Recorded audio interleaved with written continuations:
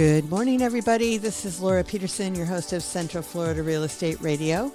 I'm from Your Home Sold Guaranteed Realty, and to discuss the sale of your home, you can call or text 407-566-2555. That's 407-566-2555. So I wanted to kind of get started with the stats, as I always do. And first of all, I wanted to start with the median price for single-family homes. This week it came out to $405,000, and last week it was at $415,000. So we're right in the middle of, where our range is. Now, when we're talking about stats, I'm talking about the 5 counties. That's Osceola, Seminole, Orange, Lake, and Polk. So it's those 5. So why I set them in that order, I'm not exactly sure. But basically, that's what it comes down to. So basically, we're looking at just the single-family homes here, and it's at 405. And so we've been tracking this market for a long time. And basically, from a week to week, it kind of varies between like 10 and 50,000 in regards to what's going on.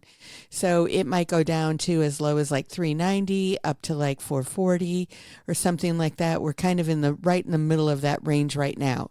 So what I do is I actually look at the trends to see where we're going, and we're kind of staying pretty stable right now, which in my opinion is always good news and everything in regards to what's happening. Now, when we're looking at the condos, townhomes, and villas, that went from 275,000, and last week it was 265. So the single-family homes went down 10,000, and the condos went up 10,000. So basically, when you're looking at that, obviously, you can tell that it's just 1 week in regards to what's going on and all of that kind of good stuff. Now, the total amounts that sold. Basically, I just lost my sheet right here. So the number of properties that sold this week, there were a total of 779 single-family homes. There were a total of 159 condos, townhomes, and villas. So obviously, single-family homes is the biggest market in regards to what we've got. When you're looking at under 250, there were 54. There were 63 between 250 and 300, 240 between 3 and 400, 154 between 4 and 5, 201 between 500 and a million, and 47 properties sold over $1 million. So when we're looking at the list to ask price ratio on all of those, actually between 300 and 250 actually up to 500,000, we're at 98%, 99%, 98 again, and then 98 as well. So basically, we're in that 98% for all of those. Under 250, it was at 94, and over $1 million was at 96. And you might say, well, why would that be? And the reason is because under 250, they usually need some work. If our median price is 415, and we're looking at, if our median price is 415 or 405, which it actually is this week, then when we're looking at it, then basically that's going to tell us that the properties that are on the low end, if something's under 250 and the median price is 405, then, you've got 155,000 there at least that's going to come into play in regards to that, so that they need some work, so there's lower prices on that end. And then on the high end, it's always because those people want to do some work on their properties. And so that's usually what happens on that end. So they come up a little bit lower as well. So, excuse me. So basically, the days on market is sitting right on about 71 days on the market. The months of inventory we're looking at overall is 4.17. When we're looking at under 250, it's at 3.34. We're in the threes all the way up to 400,000 and above. And then we go to 4.17, so still really right there. Then for 500 to a million, we're at 4.77 and 6.03 this week for over a million. So all of that is pretty consistent in regards to where we're at. When we're looking at the condos, I told you it was at 275. When we're looking at the months of inventory overall on that, we're at 7.38. And so basically when that shakes down, what happens on that is that we are considered in a buyer's market for condos. And the condos inventory has been significantly higher. We were up at over a 10 months inventory. So the fact that we're at 7.38, I think, is a healthy sign of the market.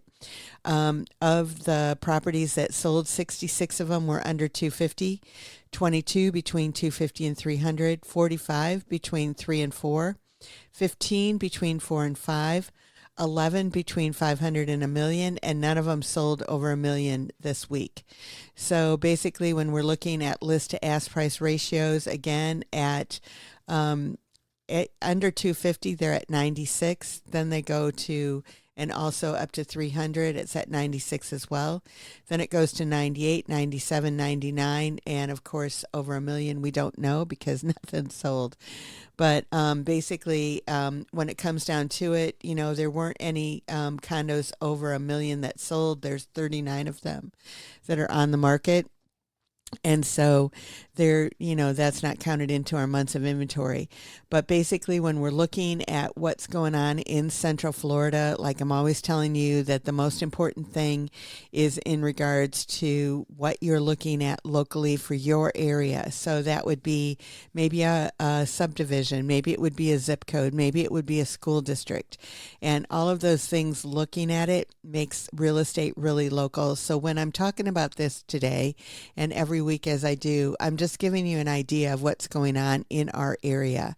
I know a lot of times when you're listening to the news, they're telling you, hey, housing prices are falling.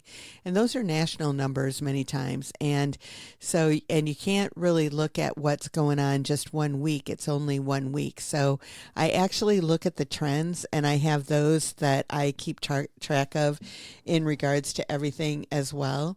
And I've actually been doing my own stats here, like I think I mentioned to you guys before, for the last 4 weeks. And before that, they were basically being done for me by another party, which was obviously very nice, but they quit doing them the way that I wanted them done. And so I basically went ahead and said, okay, we're just going to go ahead and do them ourselves. So when you're looking at the single family homes and everything like that, basically when it comes down to, like they varied from 404 to 415 to 405.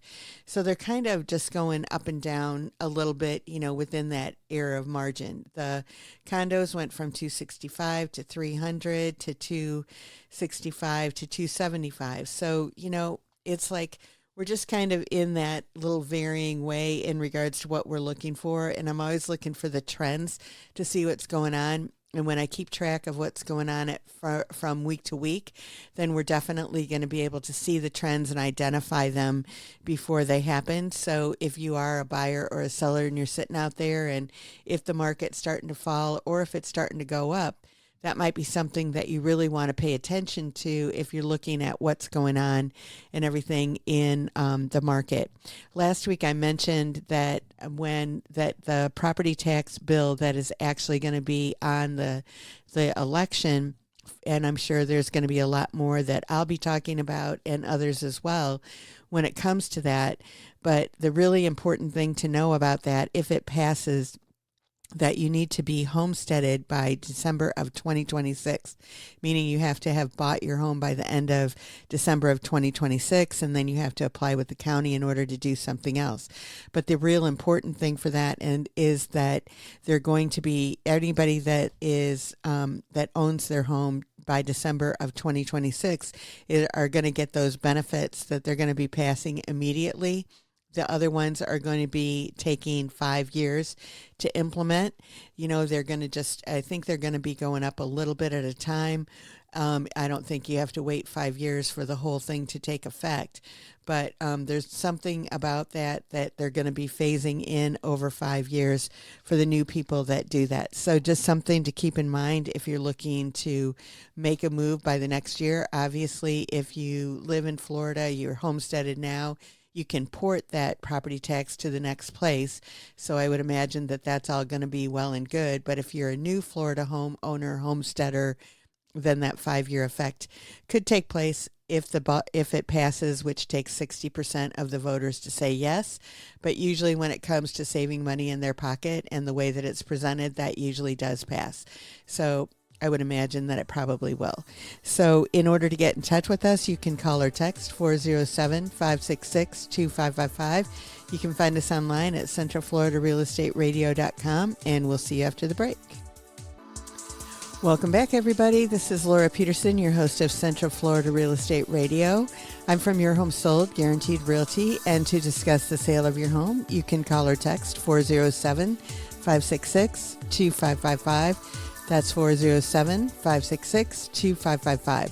So I've got some really interesting things, in my opinion anyway, that I'm going to be talking about for the rest of the show. And one of them is, a couple of them are HOA things. One of them is, can HOAs ban work trucks, which is something that's kind of a scrutiny thing that has gone on forever. Another one is HOA parking bans and how that is affected, because there's been some stuff that's been tested lately in the courts and that people have been questioning and all that kind of stuff. And some of those HOA parking bans may not be something that they're able to do. So that's another thing I'm going to be talking about. There's some capital gain questions that are growing for home sellers that basically is something that I think should be addressed. And then there was an article that came out that said most future home buyers say that they'd overlook red flags.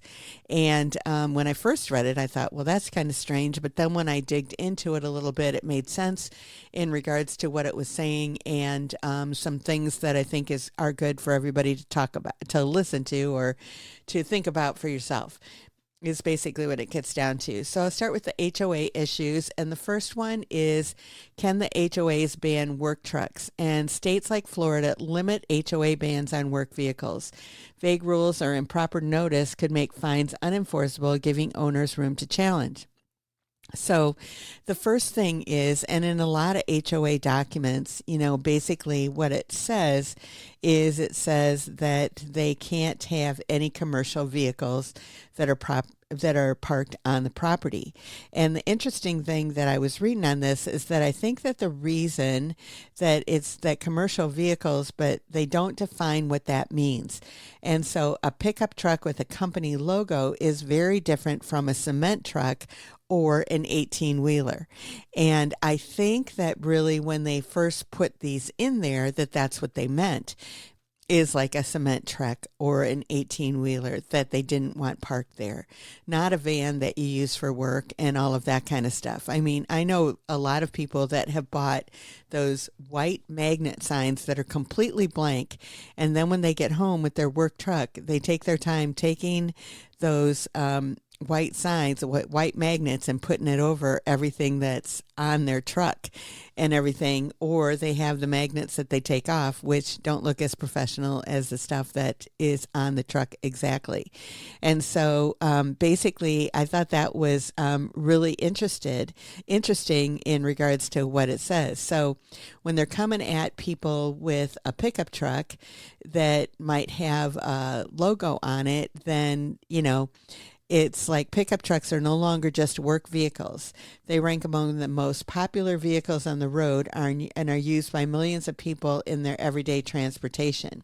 Many states, including Florida, have recognized this and enacted laws limiting homeowner association to ability to ban pickup trucks and work vehicles from driveways.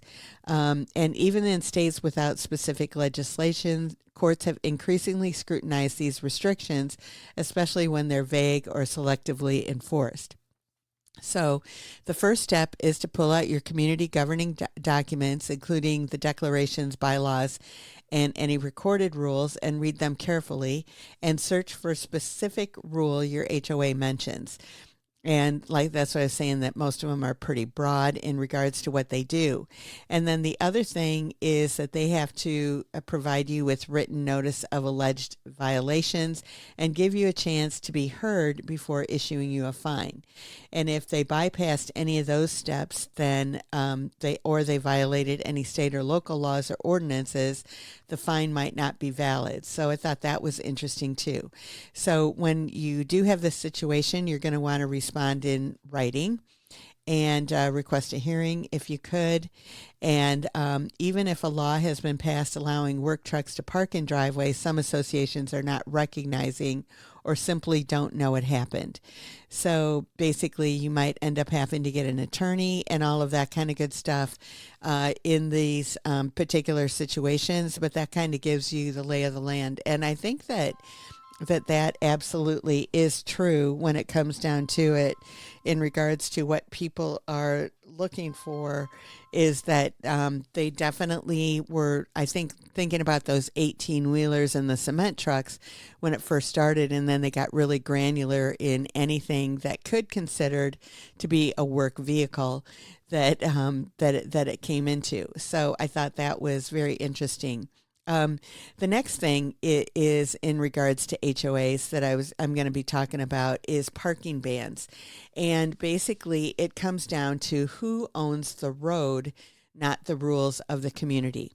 And so there are some homes or some roads that are owned by even by the county or by the city or whatever, even in gated communities. So the first thing, I think a lot of us assume when you're in a gated community that the community actually does not, that the community owns the roads and not the county or whatever. But there are some instances, which I know, that definitely the county owns those roads. And so basically what happens on that, and even with going through the gate and stuff like that, when they're man-gated, if they are public roads that the county owns and maintains, then they can't necessarily restrict you from going on there, even if you don't have a reason to go into the community. And so that's the first thing that you need to look up and see. And so it depends on who maintained the streets. And so if they're private roads, then they might have some authority in regards to telling you if you can put vehicles on the street or if you can't. And I know in some communities they're very, very strict in regards to whether or not you can actually put vehicles on the road, and specifically where you park and all of that kind of thing, which has been a sore spot for many people that I've noticed as we've gone along and looked at things and all of that kind of stuff. When I've looked at a lot of property with people, they're always concerned about that. And I know people that have sold their properties because, the HOAs have said, you can only have cars in the driveway, and anything that's on the apron, which is, where you kind of pull in from the road, those cars are going to be towed and stuff like that. And so it, there was a lady that I know that, she had her mother-in-law living with her, and then she had her 20-year-old son that was in college and just getting ready to graduate. So they actually did have 4 cars at their house. And so as a result of that, they couldn't all park in the driveway. And where she was at, they were being very strict, let's say, in regards to how it was going. And so she just decided that it was going to be easier to move than it was to actually fight them.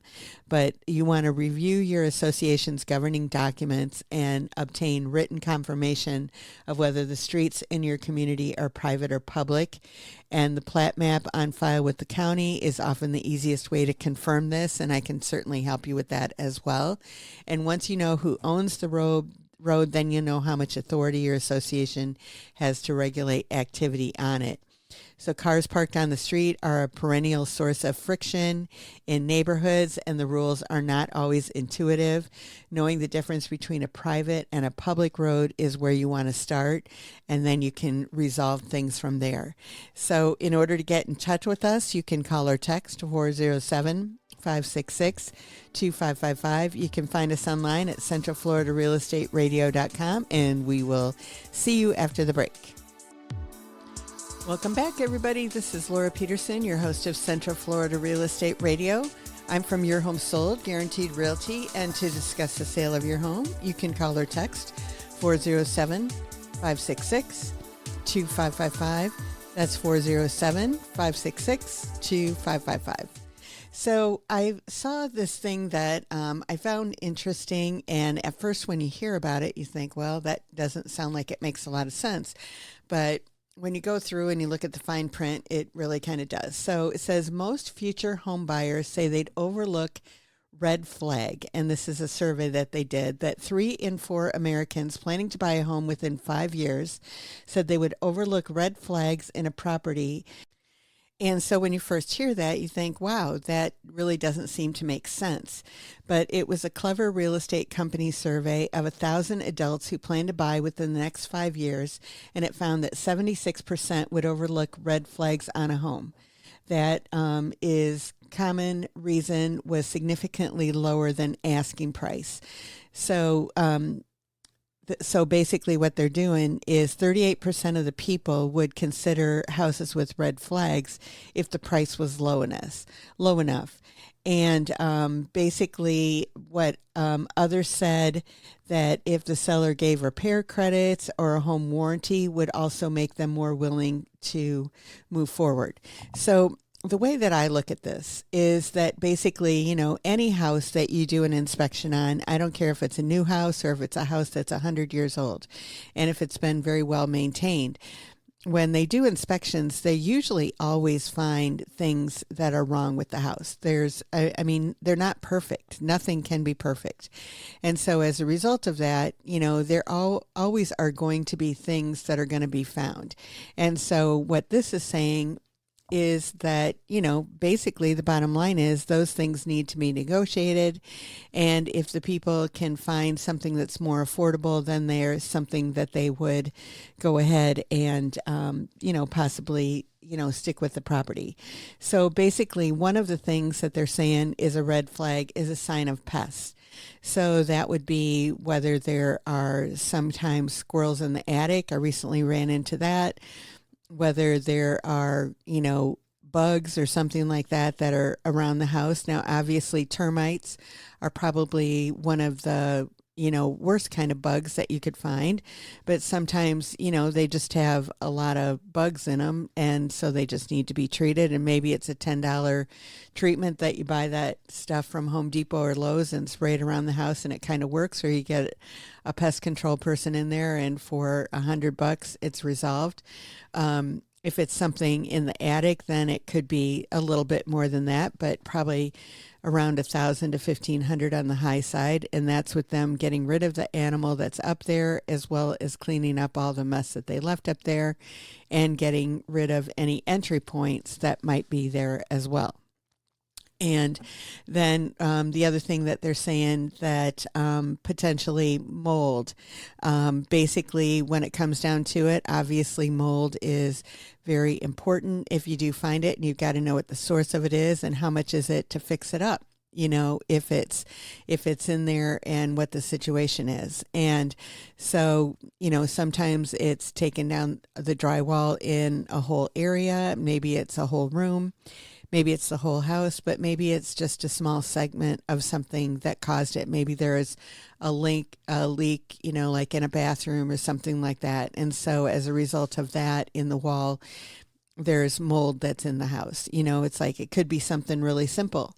Another one would be water damage. That would be kind of similar to the mold, that you're going to see what the damage is and what the repairs are that it's going to take. Maybe it's not any big deal, but maybe it's a really big deal.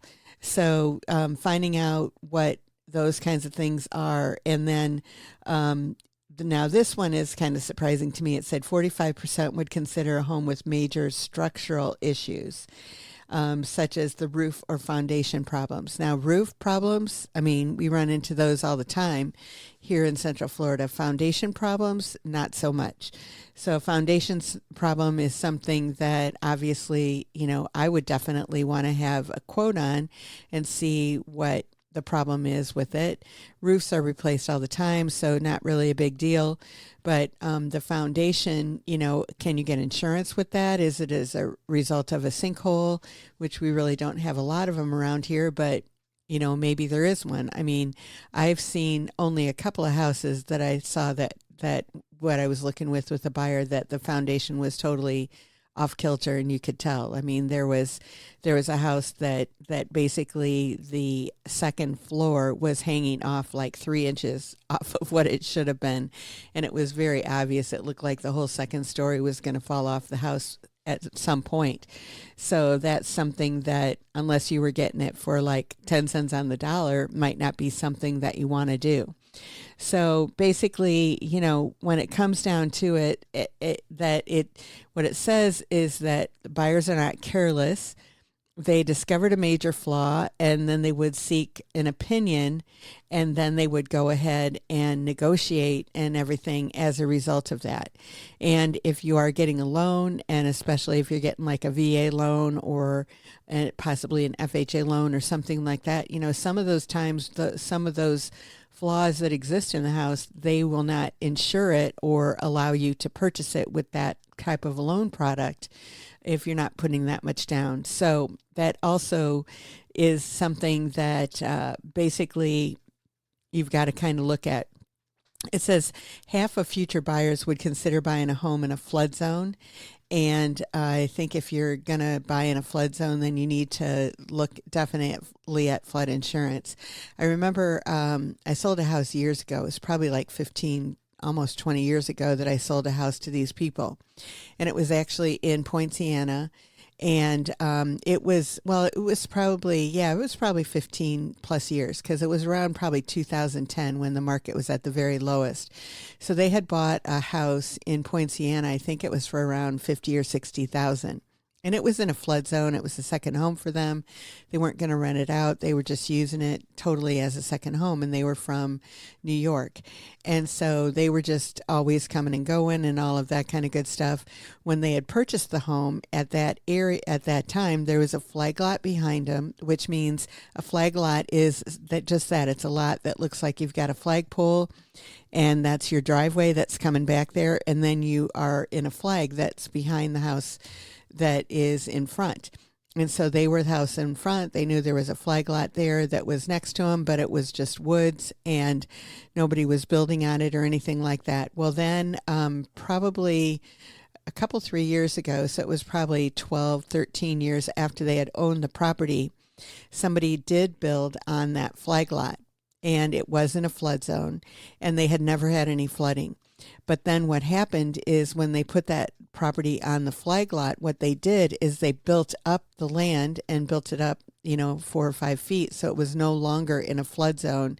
And when they did that, then what happened is that their house that was significantly lower, obviously, what happened was that their backyard would always flood.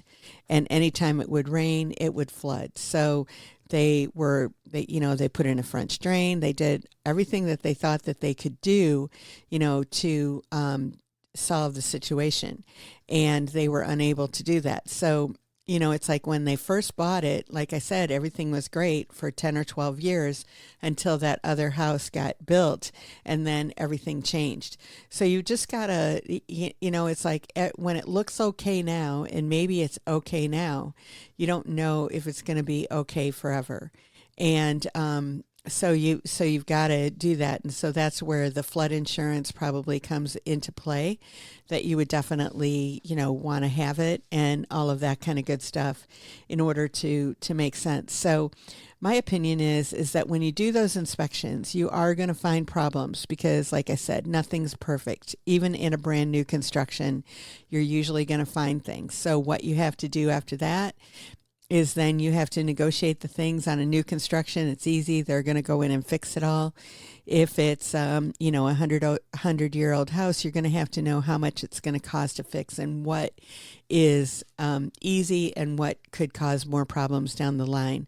And that's what I think it is really the bottom line. So, you know, they'd overlook red flags. They're not overlooking them. If you're going to look at a red flag and you're going to solve the problem, it's no longer a red flag. And so basically, it doesn't mean that you're going to overlook it. You know, even in this article, what it says, it means that you're going to be responsible and do what you need to do to have the best situation for you and your family. And so you might get a better deal if you're really handy and all of that kind of stuff, but you've got to make sure, like I said, that you can get a loan on the property and you're not going to have any trouble with that. And that's where the flippers come in. They'll buy those houses, they'll fix them up, and then they'll make them so that people can get loans on them. And that's what they do day in and day out. And they make a good living with it. But in order to get in touch with us, you can call or text 407-566-2555. You can find us online at centralfloridarealestateradio.com. And we'll see you after the break. Welcome back, everybody. This is Laura Peterson, your host of Central Florida Real Estate Radio.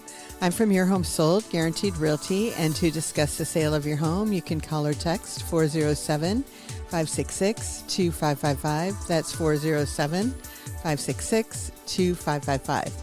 So one of the things that I saw this week that I thought was interesting is it was talking about capital gains and real estate. And if you have the law, and it was put into place in 1997, or at least that's when these limits were set in 1997. And basically what it is that if you live in your house, it's your primary residence, and you sell it and then you buy another property, I believe is part of what you have to do, but I don't know 100%. But the gains that you get on the home that is your own home, if you're single, $250,000 of the capital gains is, exempt from capital gains on any gain that you got on the house that you're in. And if you're married, then it goes up to $500,000, and you have to meet ownership and occupancy rules, which I believe it's that you have to live in the house 2 of the last 5 years, and those kinds of things are the occupancy, and you have to own it. And like it says, the limits have not changed since 97, even though the home values have climbed.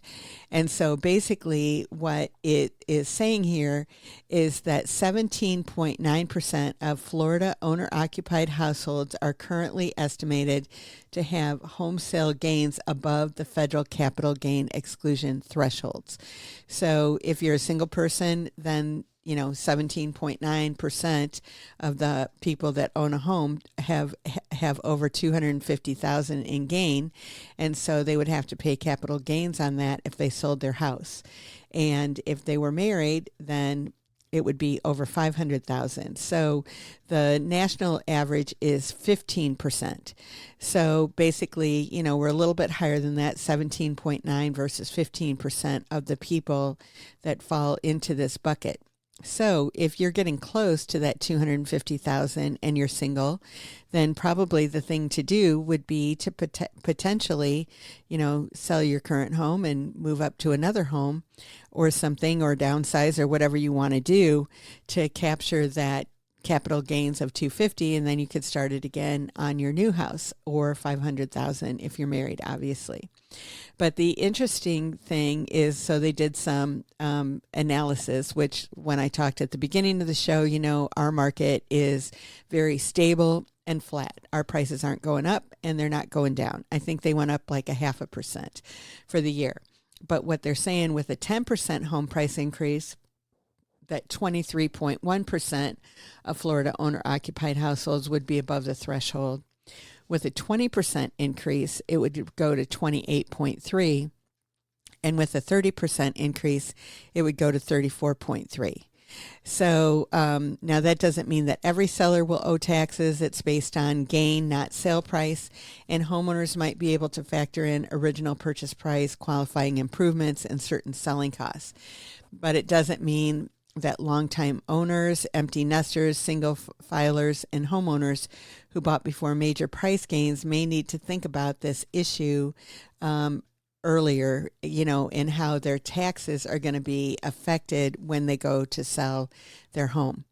And so that's just something, that everybody needs to know and look at, and just another factor. But it made me think of, if you were basically out there and thinking, hey, I could really go ahead and sell my house right now. I'd have maybe, say you've got a $220,000 gain. So I would get that tax free and not have to pay taxes on that gain, and then go into a new house.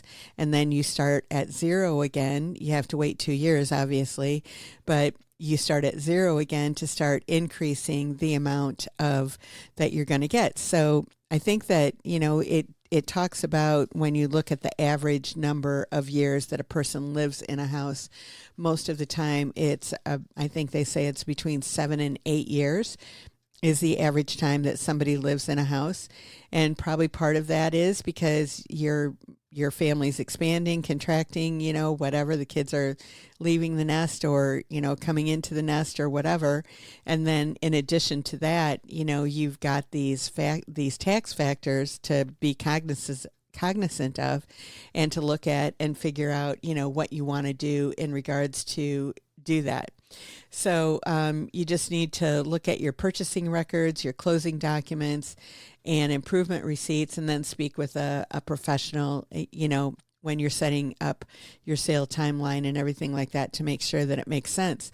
And for some people, it's like, if you're looking at capital gains and everything, you might say, it's like, if you're going to pay part of that in taxes, maybe that $10,000 that you're holding out for, maybe it's, only $7,500 or something like that. I'm going to look actually and see what the capital gains tax rate is while we're talking, and see if I can get it really quick.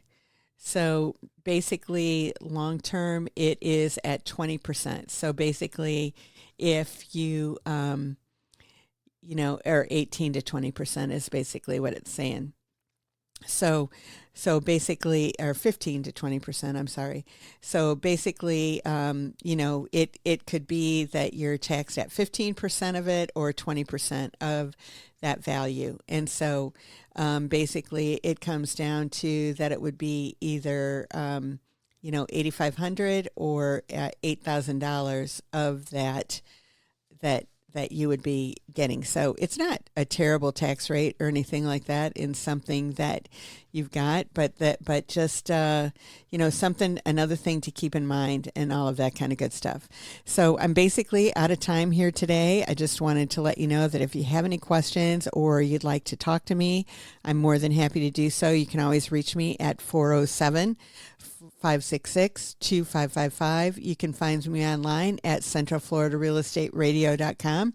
And I look forward to talking to y'all next week. Have a great one, everybody. Bye-bye.